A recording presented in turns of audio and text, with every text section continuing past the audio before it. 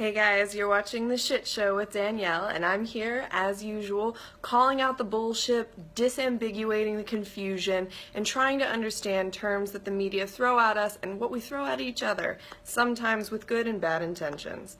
Anyways, today I'm going to be talking about a word that is dear to my heart in honor of International Women's Day. That word is feminism. I am a proud feminist, and I thought it would be a good word to discuss today. Look, there are a lot of definitions of being a feminist out there. Some people view it as an ideology, as a title, a movement, a type. But feminism can be kind of a make-your-own-adventure game sometimes, with a lot of different offshoots and a lot of different interpretations. But at its core, I use the author Chimamanda Ngozi Adichie's definition, which is, a feminist is a person who believes in the social, political, and economic equality of the sexes. This also implies that we understand that there is currently not equality in the world between the sexes. Feminism is more important than ever. When Viagra, but not access to abortion, is available, when women are paid less than men, especially Latino and Black women who make less on the dollar than white men and white women, there's deep inequality. When we know that 1 in 4 women will be sexually assaulted or raped in her lifetime, we have to take a look that there are very, very real problems here. We want to make the world a just and safe place for women to be in. That's about being a feminist. But thanks to a particularly toxic internet world, 4chan, Reddit, and really dark places on Twitter, feminism has gotten a particularly bad rap from people. They think feminists are social justice warriors who think men are inferior, that we want to take away people's rights, or we want to take more rights away from men.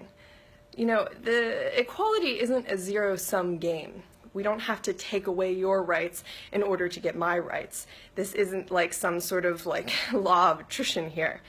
So really, these guys are just a bunch of guys on the internet trying to take power away from women by giving their calls for equality a bad name, choosing to focus only on the bad or more extreme versions of the movement in their eyes, and trying to give feminism this aspect of being evil or bad or unequal. Look, it's probably how some Trump supporters feel when they say, oh, look at these liberals, they're only focusing on the white supremacists in our movement. We're only focusing on the bad Nazis in our movement. Why don't you focus on the good people? I think feminists have to say kind of that. Don't focus on just the extreme people in our movement. Focus on the good people doing really good work.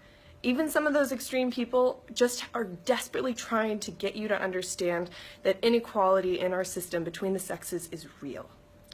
As a result of this sort of bad name giving from a lot of these dark places on the internet, people don't like calling themselves a feminist. They say, oh, well, I'll say I'm a classical feminist, but feminism today, well, that's something different. It's like saying, well, I'm a patriot, but, the patriots of today are something different because, white supremacist movements also use the same word to describe themselves. Look, we can all use these words. In fact, we have an imperative to use these words and to make them our own and to claim them in a positive light.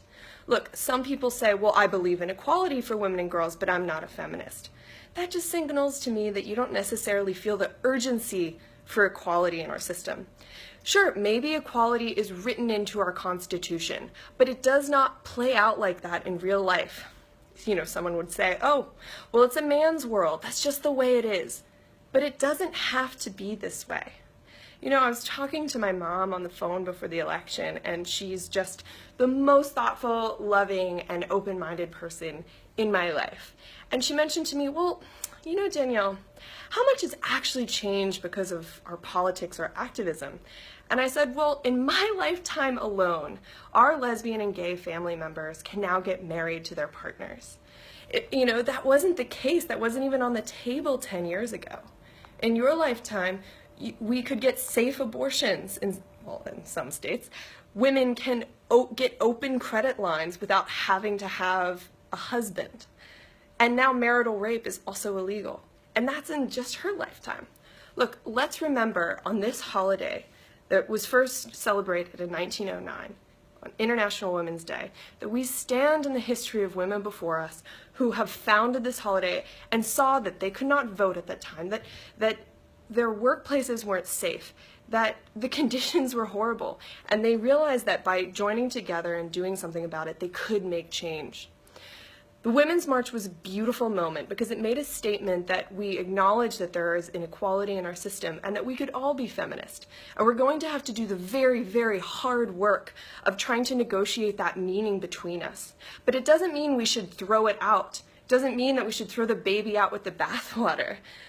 So if you'd rather be obstinate and try to defend your position that yes, you believe in equality for women and girls, and you also believe in equality for trans women, black women, Latino women, Muslim, Jewish, Christian women, but you don't want to use the word feminist, I implore you to think about what that means and what you're signaling there.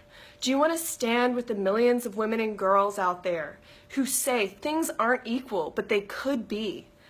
Do you want to stand with them and say, yes, things could be glorious? Then affirmatively say, yes, you're a feminist, taking all the baggage and all the complication and all the glory that that word also has.